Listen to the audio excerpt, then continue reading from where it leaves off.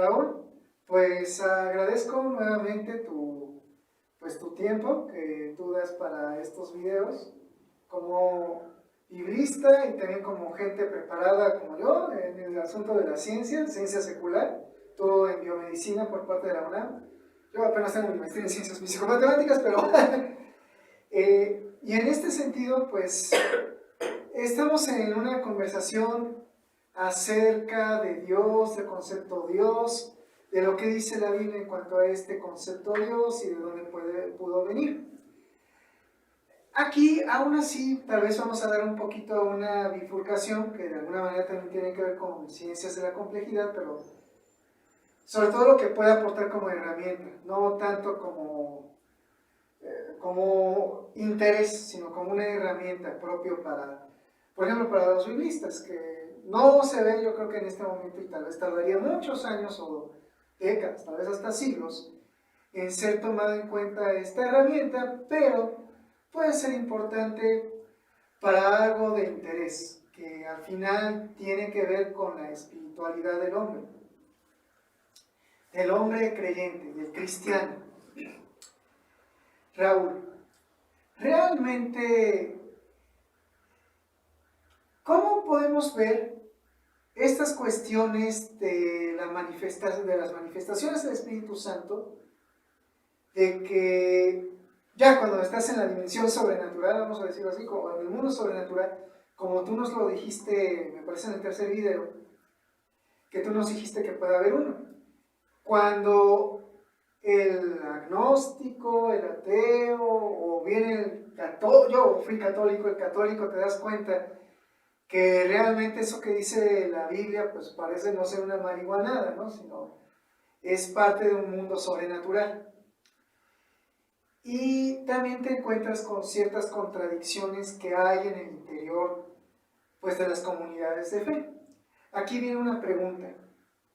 ¿Qué tan peleado están las experiencias de fe con el razonamiento lógico, el razonamiento crítico?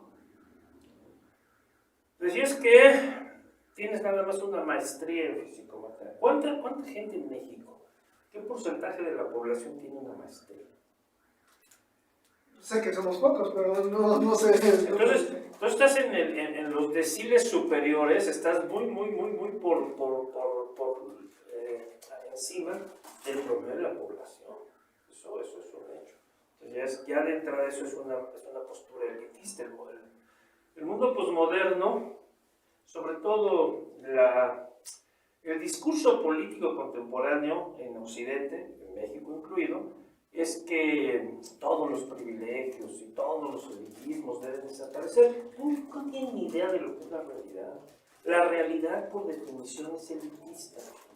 Lo que pasa es que asociamos el elitismo nada más a la cuestión económica y no entendemos que el elitismo tiene que ver con grupos cerrados, específicos, que cultivan ciertas cosas. Especialistas, si ustedes quieren. Pero eso es un tipo de elitismo y así ha funcionado y así ha funcionado la humanidad desde siempre.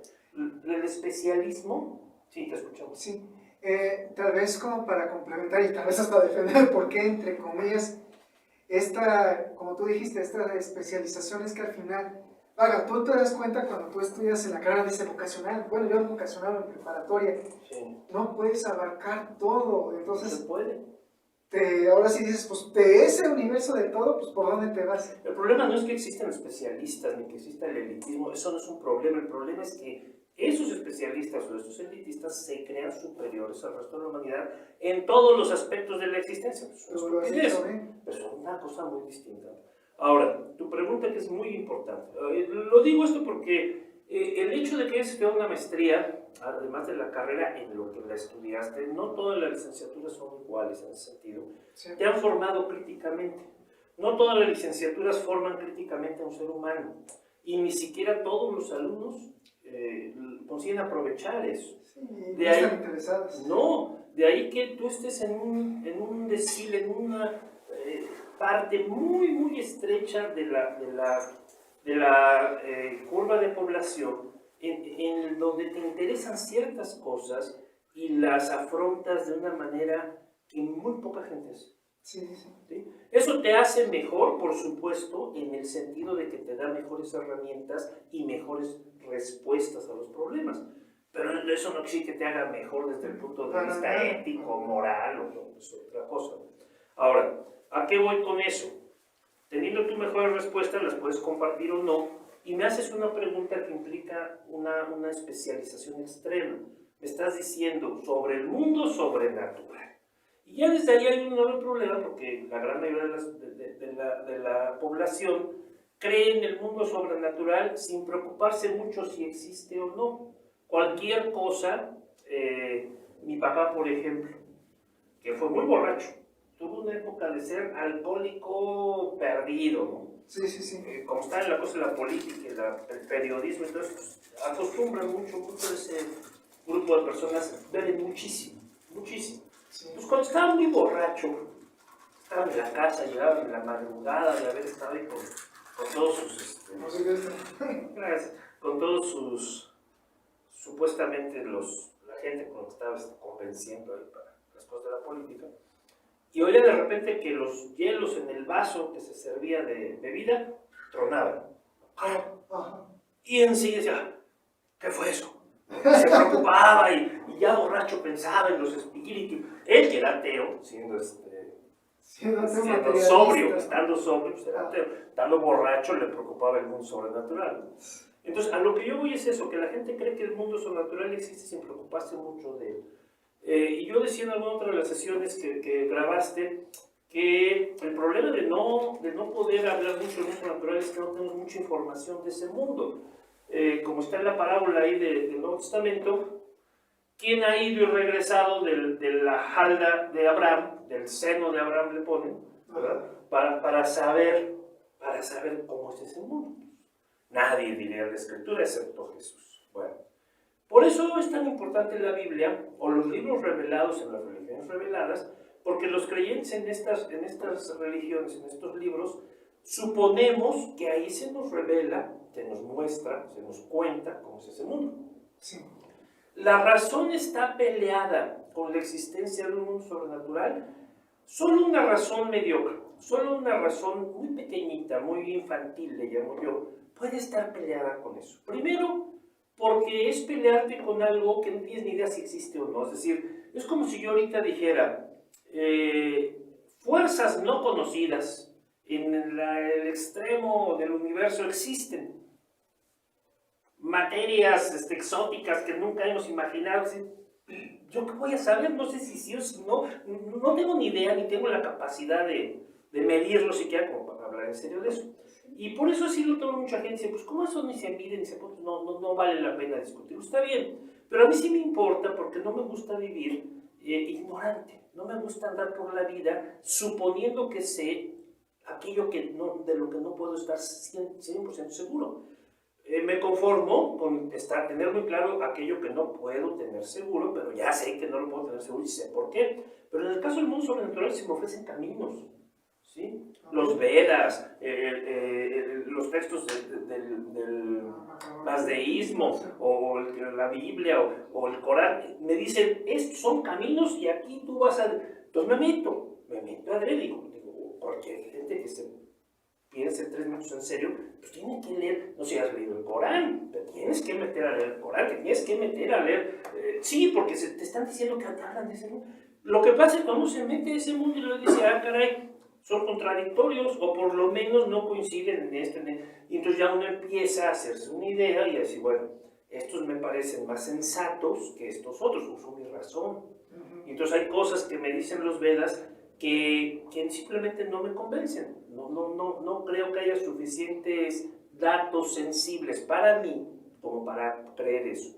Pero en la Biblia me ocurrió lo contrario. En la Biblia coincidía con un montón de datos sensibles con los que yo me topaba. Yo decía, bueno, aquí parece que sí hay... Además, la razón no puede estar peleada con la cuestión de lo sobrenatural, porque no puedes dejar de razonar. Aquel ser humano que crea que puede vivir sin la razón, aunque sea un pedacito de su vida sin la razón, está loco.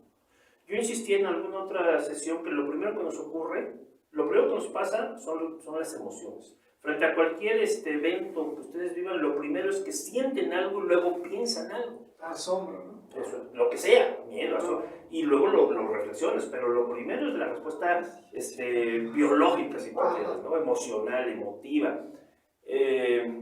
Y decía Ortega, y decía muy bien en algún lado de su obra, que un gran problema del occidente es el socratismo.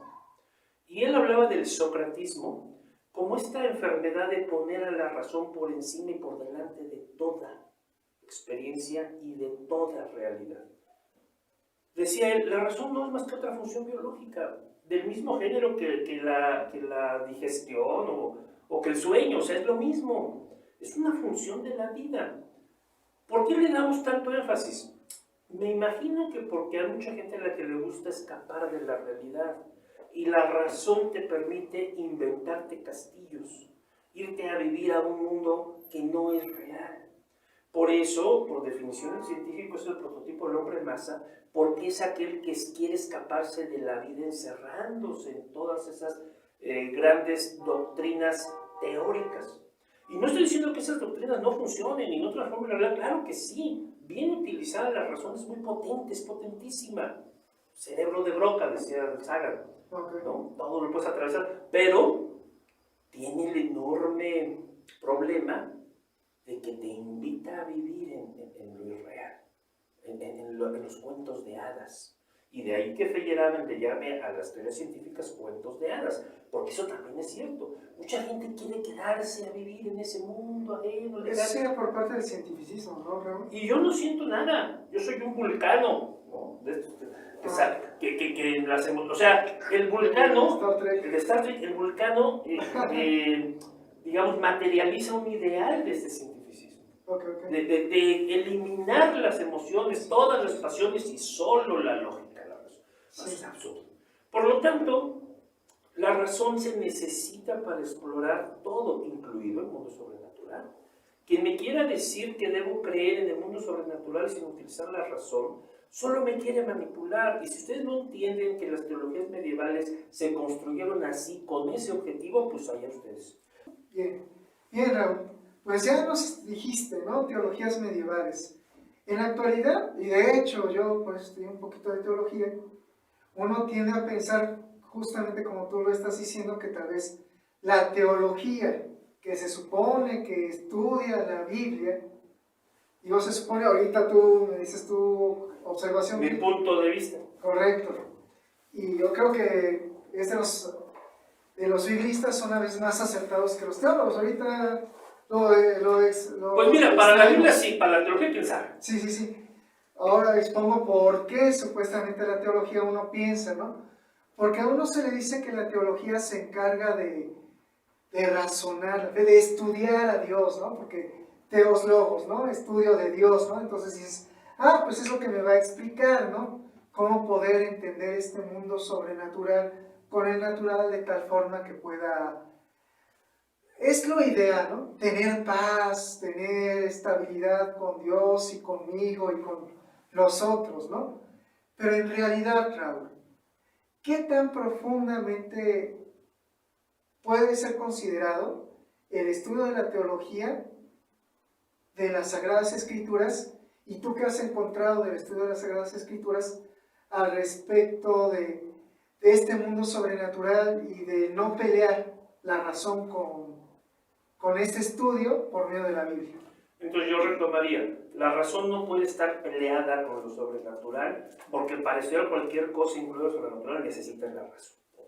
Lo que pasa es que hay gente que cree que son contradictorios, que cuando tú crees no puedes pensar, no puedes razonar y simplemente no conoces la Escritura. Cuando uno lee la Escritura, yo sé que está la famosa frase fe ciega, pero la Escritura no usa la frase fe ciega, para empezar. O sea, Dios en ningún lugar, el Dios judeocristiano, no creo que sea el musulmán, ya luego hablaremos de por qué creo que el Dios del Corán no es el Dios del Antiguo y del Nuevo Testamento. Es una cuestión que tenemos que discutir. Aunque digan que sí, pero yo creo que no. Pero el punto es que esta razón que tenemos como una capacidad inherente a la especie humana y a otras especies animales, porque es muy interesante la forma en que habría que estudiarlo, pues, pero quien lo estudia descubre cosas bien interesantes en distintos tipos de animales, en delfines, en perritos. O sea, vemos es que un perrito razona, ¿no? Pero son distintos. Si no biológicamente son diferentes, si no bioquímica, magnéticamente son distintos, quién sabe, todo está por descubrirse. Por lo menos son de distinto alcance. Distintas funciones biológicas, ¿no? ¿Quién sabe? O sea, todavía tenemos un perrito que pueda escribir una obra de... No. Entonces, ¿quién sabe? O sea, esto todo está por... Pero el fenómeno de la razón como un fenómeno biológico no se puede separar del ser humano, primero. Segundo, cuando investigamos toda la realidad con esta capacidad de razón, descubrimos un pedazo de realidad que parece ser lo que llamamos lo sobrenatural. Y en ese pedazo de la realidad, cuando uno se empieza a meter a estudiarlo, pues los textos de las religiones reveladas te van explicando cosas de ese mundo. Okay. Si nos limitamos a la escritura, al Antiguo y Nuevo Testamento, que es lo que yo me he profundizado más en la vida, lo que yo les puedo decir es que sí nos dice, para empezar, que la fe ciega es algo absurdo. Toda la fe en la Escritura siempre es razonada, es decir, siempre en la Escritura se dice, mira, voy a hacer estos prodigios sobrenaturales para que creas que yo soy el Dios que te puede liberar de Egipto. Y dime qué otro Dios lo ha hecho, ¿verdad que ninguno? Entonces, confía en mí, vente. O Jesús, no creen por lo que le estoy diciendo, crean por lo que estoy haciendo. No crean por las palabras, crean por las obras. O sea, en todo momento, en la Escritura se pide el uso de la razón. Se exige el uso de la razón. Y se exige al punto que Dios es un Dios de pactos. Si tú haces esto, yo me comprometo a hacer esto. ¿No? Y para eso necesita la razón. Hubo un momento en la historia de la humanidad en donde los racionalistas franceses primero y luego otros occidentales vieron un problema entre el mundo sobrenatural y la razón porque eran muy miopes, porque eran muy mediocres, porque no entendían la importancia de tomar la realidad completa. Aquí me suena, es como invocando, me acuerdo de Lutero, un amigo mío, que es hijo del pastor, y que pues tiene entre los pastores e hijos de pastores se llevan, ¿no? Sobre todo cuando no les queda de otra, el papá se murió, COVID, y pues ni modo, alguien tiene que encargarse y estar al frente de la comunidad, ¿no? Y además hay diezmos, o sea, sí. Ni creas que les va a tan mal si es una iglesia, digamos, popular. Bueno, fíjate que la iglesia de él me decía cuando estábamos estudiando en nuestras profesiones, él me decía que lo lamentable es que los de su iglesia que no daban casi nada. Bueno, entonces sí, pobrecito, está sufriendo porque además de que no le entra dinero, tiene que ser muchas cosas. Sí, y veía que puso un cartel compartido ahí del Facebook que decía Lutero que él prefería que así le hicieran un buen de milagros y no está en la escritura, dice yo no voy a creer y es solamente lo que dice la escritura. Y a mí me suena muy disonante, ¿no? Porque si estamos hablando que la Biblia se encarga de ser como una especie de apertura al mundo sobrenatural y decir, creo en la Biblia, pero no en el mundo sobrenatural, me parece contradictorio. Porque las teologías han hecho eso. Mira, ahí tengo un cartelito que nos invitan a los seminarios a dar cursos. En ese seminario que está ahí, todas las naciones allá del norte del país, me invitaron a mí, como biblista, a darles, ojalá me hubieran invitado, no, dijeron, bueno, sí, miren, lo que estamos hablando es que sepa mucho hebreo. Pues, ahora sí que aquí, usted va a estar, pero no se mete usted en la teología, porque ahí está el doctor Pagán, Samuel Pagán, que es muy reconocido, y todo lo que él dice, pues, está muy bien, porque ninguna confesión, él va a hablar de eso, usted nomás prepara a los muchachos para que puedan entender lo que el otro Señor nos diga. Perfecto, yo lo hago. Porque eso es lo que quieren las iglesias, es decir, no importa que seas experto en la Biblia, lo importante es que no contradigas lo que la iglesia dice. Eso son las teologías, eso es lo que hacen las doctrinas de cada iglesia, punto. Esas doctrinas no tienen por qué coincidir con la escritura. Es el problema. Y el mundo católico y el mundo ortodoxo no tienen bronca en eso, porque ellos parten de la idea de que tanto la escritura como la tradición, como el magisterio, como los diversos misticismos, todo eso es fuente de autoridad en la iglesia. Para los ortodoxos, para los griegos, para los católicos, para ellos esas cuatro cosas hacen doctrina. Creo que aquí tenemos los protestantes en especial un problema que es la famosa doctrina que vino desde Martín Lutero de la sola escritura. Porque eso que tú dices son cuatro. Lutero dijo no, porque aunque sea eso, es cierto que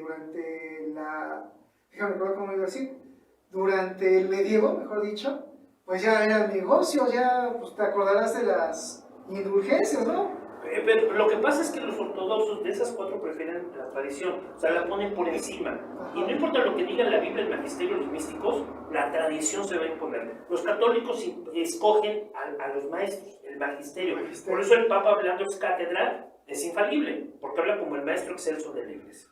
Y los protestantes deciden tomar la escritura y ponerla como... Pero también los protestantes tienen una tradición, un misticismo, eso es muy importante, y un magisterio. Sí, eso es cierto. Y en la práctica se imponen por encima de la Biblia. Aunque el discurso sea la Biblia sobre todo, en la práctica no es la Biblia, es lo que dice el maestro, que en este caso es el pastor. ¿Te fijas? O es lo que dice la tradición de la iglesia. Sí, entonces en la práctica eso ya no es la escritura. Lutero y los reformados tenían mucha razón en decir, como nos damos cuenta de esta limitación, vamos a ponerla en el idioma de la gente para que la gente pueda leerla, valorarla, construir. Está bien, ¿no? Pero la gente es floja y la gente es miedosa y la gente no toma en serio, no se quiere especializar, no se toma en serio su vida, falsifica la vida y por lo tanto prefieren lo que otros hacen por ella, en lugar de hacer por ella, en lugar de tomar su propia vida y ser responsable. Y ser responsable que otros decidan que debo creer. Y por eso la fe ciega es tan de moda. ¿Te fijas? Pero la escritura jamás pide fe ciega. Por el contrario, analizarlo todo. Sí, 1 Tesalonicenses. Es muy cierto. Y en este sentido, ¿cómo ves la teología, Raúl? Bueno, tú eres biblista, ¿no? Pero déjame poner esto, que es muy importante. La Biblia dice que Dios revela cosas. Todavía. Pues no. Como tú decías, ya no. Pero si la Biblia te está hablando... Mira, hoy los teólogos, y eso es gravísimo, no solo niegan que Jesús haya multiplicado los... Y estoy hablando de teólogos en América Latina, que es lo que le importa seguramente a los que nos escuchan. Teólogos que... Sí, o sea, tú ve la Comunidad Teológica de México, ¿no? Y no me va a dejar mentir, ahí está. Si ves que sonrío, digo, sí, déjame estar. O sea, es que estas cosas, lamentablemente yo me doy cuenta. O sea, la gente en la actualidad prefiere Baalar, prefiere la doctrina, prefiere la teología. Aún así, sea una contradicción con la vida, sea una contradicción aún de los que se dedican a las ciencias, y es como que el pastor dice esto y la ciencia dice lo otro. Es como que, por el momento me desconecto y hago la ciencia, después me reconecto y ahora hago teología y me desconecto de la ciencia. Y es una forma de vivir de hipocresía decidida. Esquizofrénica, pero ojalá y solo fue hipocresía. Yo puedo entender a los hipócritas. Es esquizofrénica. ¿A poco de verdad te puedes desconectar? No puedes. O sea, lo ves que funciona, o sea, lo ves con la... Sí, haces como que no. Ajá. Como se haya tirado al hombre sagrado y no lo miras, ¿no? Ajá. O sea, es eso. Sí, me recuerda un poquito a la película que recién está de moda, no sé cuánto tiempo termine de editar, pero recién está de moda ahorita, de No mires arriba. O sea, estamos como que no mires. Está el cometa enfrente de ti, no lo mires, no mires, se va a caer, pero no mires lo que está ahí enfrente. Estamos en eso. Se lo merecen. Aquellos que deciden hacer caso se merecen que les caiga el cometa. ¿Qué te puedo decir? Los que sí queremos verlo, tendremos nuestras salidas. Y creo que es un problema que al final, aun cuando tenemos la conciencia crítica, pues duele. Lo digo así, duele porque te das cuenta cómo los otros finalmente pues dicen, mira, tú digas lo que quieras, yo así soy feliz y que te valga un reverendo cacahuate y ni te metas. Está bien, yo por eso decía mi papá, ni a fiestas que no me inviten, ni guardias que no me ordenen. Yo no me meto. Mi bisabuelita también decía eso, sí. O sea, si no te invitan, ni te metas. Pero si a alguien le interesa... Pero no es que lo metan a uno dice, oye, pues yo ni me...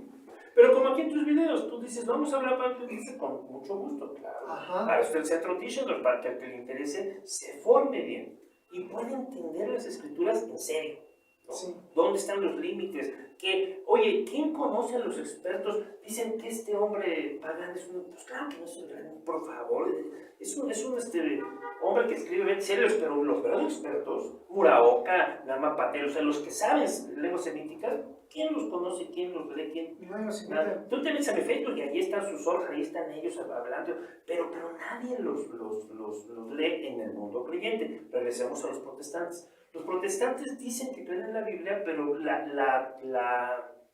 es solo un dicho. En la práctica se impone la tradición, el magisterio y los misticismos. Y eso sí les va bien, porque hay personas que ni misticismos aceptan. Yo me doy cuenta en la mayoría, en la actualidad, realmente, aún por varios teólogos, o sea, realmente son misticismos mediocres, o sea, los que llegan a tomar en cuenta. Cuando no son misticismos muy fuertes como los pentecostales y carismáticos, son como misticismos mediocres en que dicen, bueno, mira, sabes que en esta iglesia no se habla en lenguas y cuidadito, aquí no se practica eso, pero sí creemos que hay sanidad. Oye, pero ¿cuándo has tenido sanidad? Bueno, en nuestra iglesia ha habido sanidad muy de vez en cuando. Creo que veces, hermano, de allá, como que hace 5 años Dios lo sanó de una gripa y ahí ya Dios le hizo su gran milagro. Y no quieren entrar en serio. O sea, yo veo eso, son misticismos mediocres, tan mediocres que comienzan a decir, bueno, es que en el siglo primero sí que había apóstoles, pero ya no hay apóstoles. Sí había profetas, pero ya no hay profecía. Y eso no lo dice la Escritura y se impone y la gente lo cree. Y la gente lo cree. O sea, yo me doy cuenta que incluso los católicos en la actualidad comienzan a decir, pues sí había un profeta que era San Malaquías, pero que quién sabe si era profeta, ¿no? Para nosotros, pero oiga, no se cierran a la posibilidad de que Dios siga hablando como en la primera iglesia. Ellos hasta dicen, pues por eso nosotros somos continuadores. Eso dice la Iglesia Católica. Nosotros, los evangélicos, por tratar de divorciarnos de toda esa manipulación que hizo la Iglesia Católica Romana en su momento, decimos, no, pues nosotros nos divorciamos y solo la Escritura, que tú lo estás criticando asertivamente. Pero al final, dentro de todo eso, dices, pues es que tú te cierras. Primero dices que solo la Biblia, pero la Biblia te habla de un mundo sobrenatural, que dices que ya no es esta. Entonces, ¿qué es lo que buscas? ¿Que vale en tu iglesia que solamente te sea un depositador de diezmos? ¿Eso es lo que buscas? No, buscas una comunidad de cuates, o sea, eso es lo que buscas. Es lo que he visto y es muy fuerte en la gente que llega a acercarse a nosotros a trabajar para estudiar. Algo que les pesa mucho cuando se dan cuenta que no pueden seguir creyendo lo que creían. Y ellos deciden, algunos, no todos, pero algunos deciden alejarse de sus congregaciones. Dicen, no me voy a alejar porque todo lo que ustedes me están mostrando pues es obvio, ya me convencieron, es evidente, pero ahí están mis cuates de toda la vida. ¿Cómo los voy a dejar? No, pues no los dejo, yo no soy el que los dejes, pero ellos quieren dejarlos porque ya no comparten las mismas opiniones. Sí, y eso es muy cierto. A veces ya comienza a hacerse diferencias de opinión de tal forma que dices, bueno, pues sí estoy con... Bueno, a mí no me ha pasado tan profundo, ¿no? Porque nunca estuviste en una iglesia muchos años, no naciste en esa iglesia, se nací casaron en esa iglesia, no se murieron en esa iglesia, o sea, eso no te pasó. Eso no me pasó. Pero si tuvieras 3 generaciones en una congregación X, a ver si te alejas, no ya no del grupo de gente, de sus principios y doctrinas. Bueno, aunque te diré, yo sí lo hice porque fui católico. O sea, si ellos dicen como evangélicos, no, pues es que para mí es fuerte, yo digo, no manches, para mí sería súper fuerte porque la mayoría de esta nación es católica romana, o sea. Pero probablemente dirán, bueno, tú eres católico, no te etiquetas. No te creías todo lo que dice el Papa, no haces todo lo que dice el Papa, no. Bueno, yo sí, yo estuve durante un rato hasta en León, Guanajuato, y ahí tuve... ¿Te metiste al yunque? No, gracias a Dios, bueno, no tanto. Yo estoy hablando de esos, o sea, de los que de verdad son sí. católicos contra viento y marea. Aunque te diría que esos católicos, cuando luego creo que los actores católicos dirían, no, esos católicos ni católicos son, o sea, entre sí sería un señalamiento de quién no es católico. La derechita cobarde, como dicen los de Vox, ¿no? Ajá, sí, decían, no, esos no son católicos los del Yunque, y los otros dicen, no, esos, o sea, los del Yunque dicen, no, pero todos los demás no son católicos, o sea, entre todos estarían señalando, ¿no? Pero pues obviamente uno como evangélico uno dice, pues ni uno ni el otro, ¿no? Está mal todo el catolicismo, ¿no? Y sí, pero el protestante, ese sí está bien. Bueno, no. La enorme ventaja del protestantismo, dicho sea de paso, Ah, y lo insisto muchas veces, es Lutero. Calvino es una desgracia, Calvino es una maldición, déjenme ponerlo así para el pensamiento cristiano, porque es teólogo, porque es abogado, porque tiene mentalidad de abogado y hace todos sus numeritos y sus reglas, todo perfecto, ¿sí? Como un eso es código, cierto. como un código, ¿sí? La institución cristiana, tómala, completa. Sí. Pero Lutero es el primer moderno, ya lo dije. Frente a todo dice, si no me demuestras por la razón o por la escritura que yo entienda con la razón que estoy equivocado, serás el papa, serás el emperador, te habrá puesto Dios, pero no me retracto. No. Eso es una actitud crítica, es la actitud, el núcleo de la modernidad. Y él lo tiene. Esa es la enorme ventaja de este protestantismo inicial. Y a principios, el primer día del siglo XX, inicia, el primer día, esta muchacha, Agnes Smith, habla por primera vez en lenguas en el siglo XX. No sé si tú te acuerdas. El 1 de enero de 1901 empieza a hablar en la madrugada, de hecho, iniciando, con una marca muy bonita de que se puede recuperar esas prácticas del siglo I. Ahora tengo yo una pregunta en cuanto a esto, porque yo sabía de la iglesia pentecostal que inicia en el avivamiento de Topeka, Texas, ¿no?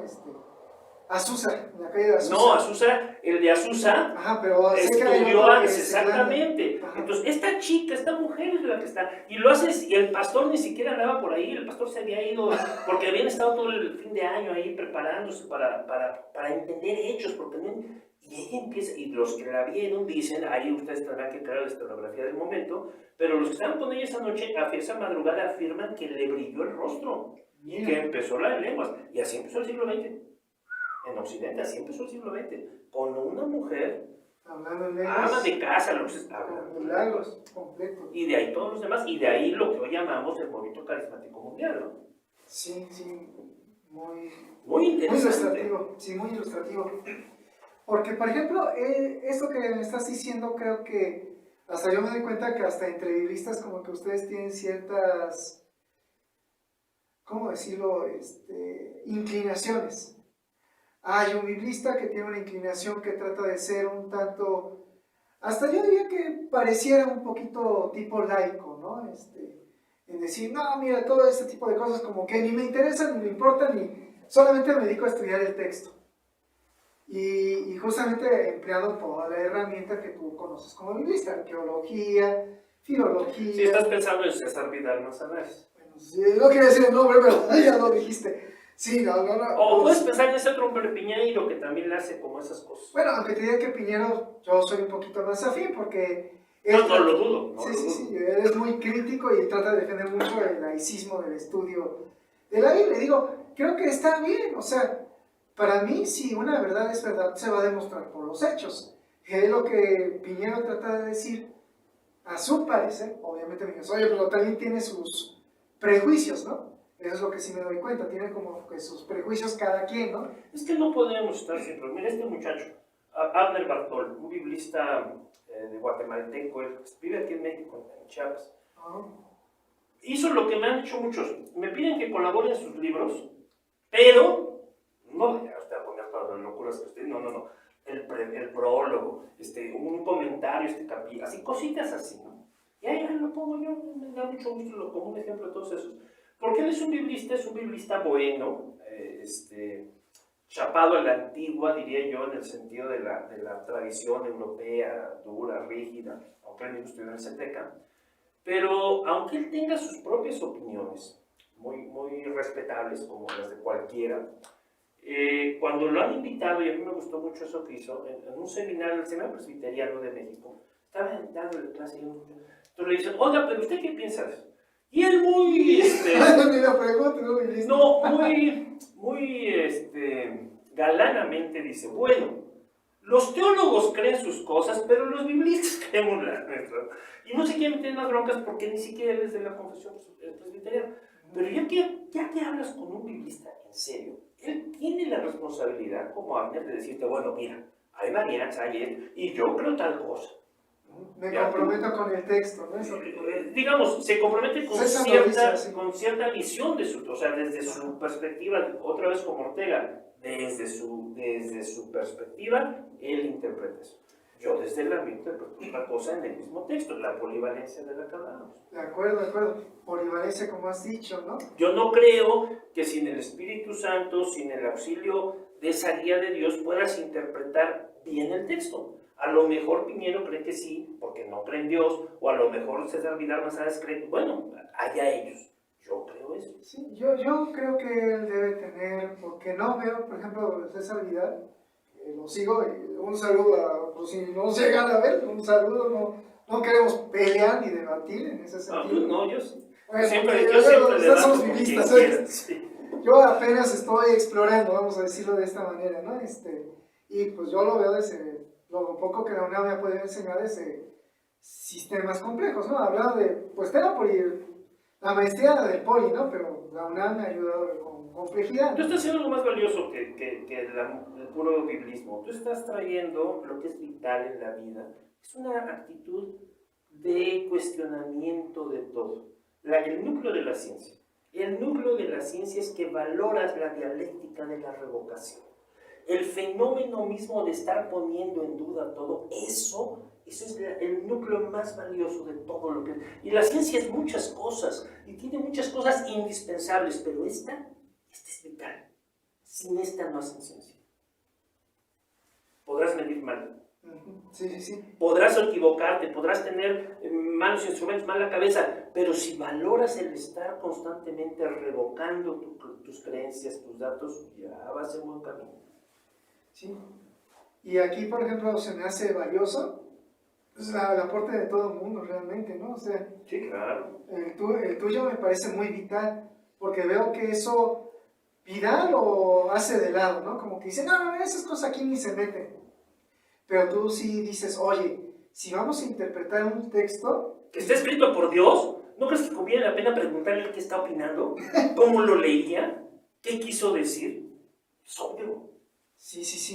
Sí, déjame lo pongo un poquito en un lenguaje un poco, entre comillas, más neutral, ¿no? O sea, si tú estás estudiando un fenómeno social, históricamente hablando, a veces incluso para los historiadores les conviene a veces introducirse al texto. Recuerdo cuando yo estudié historia del cristianismo por parte de la UNAM, que ellos decían, bueno, es que aquí para leer a veces las cosas tienes que tener lo que es el voto de caridad. ¿Qué es el voto de caridad?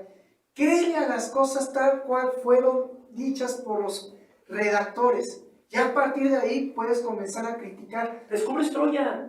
Los que no creían en la Ilíada, en la Odisea, pues nunca iban a descubrir Troya. Llega un arqueólogo que dice, pues si aquí dice que había tanta distancia, pues vamos a ver dónde hay esa distancia, ahí está. Sí. Y aquí, por ejemplo, tener una actitud crítica inadecuada, vamos a decirlo así, es válido, ¿no? O sea, en la física, o sea, existe la metrología y uno dice, bueno, sí puede ser que en ocasiones tengas una regla de 1 metro que te mida 999.95 metros, ¿no? Digo, no, metros no, centímetros. Y pues está bien, se puede aceptar esa desviación de la medida. Esa incertidumbre. Esa incertidumbre, tú lo dijiste. Pero una cosa es eso y otra cosa es decir, oye, eso mide 1 metro y es 1 centímetro. ¿Cómo rayos estás diciendo que es 1 metro cuando es 1 centímetro? Bueno, porque estás midiendo algo. Entiendo en ese sentido la actitud de tratar de ser un poquito neutral, sobre todo porque en la física nos funciona ser neutral, es decir, espérate, tú ¿se crees en Dios? Qué chido, yo no creo, pero no vamos a discutir si creemos o no creemos en Dios. Estamos discutiendo si hay una partícula o no hay una partícula. Sí, puede ser neutral porque no interfiere en el No problema interfiere. que estás trabajando. Pero Pero en la aquí- Biblia, si estás estudiando en la Biblia, ¿cómo va a ser neutral con respecto a las cosas del Espíritu? Sobre todo porque, por ejemplo, estamos hablando de historia. Y al hablar de historia, pues, mira, si tú no quieres creer que hay Espíritu Santo, pues ya tenemos un problema, porque tú no estás tomando en cuenta el voto de caridad. Ahora se vale, mira, se vale. Si Bart Ehrman, por ejemplo, estamos en la era Ehrman, todo el mundo dice, el gran Ehrman, porque Ehrman ya es así. Bueno, si Bart Ehrman es el gran crítico textual del siglo XXI, Es cateo. y digamos, si él es el gran crítico ahorita, hoy, o uno de los grandes, ¿no? Bueno, está bien, pero ¿qué tanta confianza voy a tener yo en sus juicios de crítica textual siendo ateo o agnóstico, como otros creen que es? Pues poca, honestamente. Pero sí, qué bueno que tengo una gran cantidad de conocimiento, pero todo ese conocimiento, si no lo paso, si no lo peso además con la parte espiritual, para mí es un trabajo mal hecho. No está sabiamente orientado, yo diría. Pues está mal hecho porque estás estudiando algo que es espiritual, o que se supone que es espiritual. Y que yo te diría, ni histórico, o sea, y aquí lo que yo veo, o sea, si yo quisiera yo englobar para tratar de tener una especie de lectura holística, vamos a llamarla de esta manera, el texto que estoy leyendo, me importa la historia, y no tengo ese mínimo voto de caridad, de decir, bueno, o sea, has intentado por lo menos tener la práctica de esa espiritualidad, porque si no lo has intentado y nada más te burlas de quienes sí lo tienen, porque para ti, y tal vez con toda la herramienta, pues yo lo veo de esta forma, no pienses que es personal, lo estoy poniendo como un experimento mental. Para ti, tú no tienes, puedes tener todo el conocimiento del mundo, de lo que dice realmente el texto crítico, y puede ser que tú seas muy acertado. Que ahí vean los manuscritos que trabajas con ellos.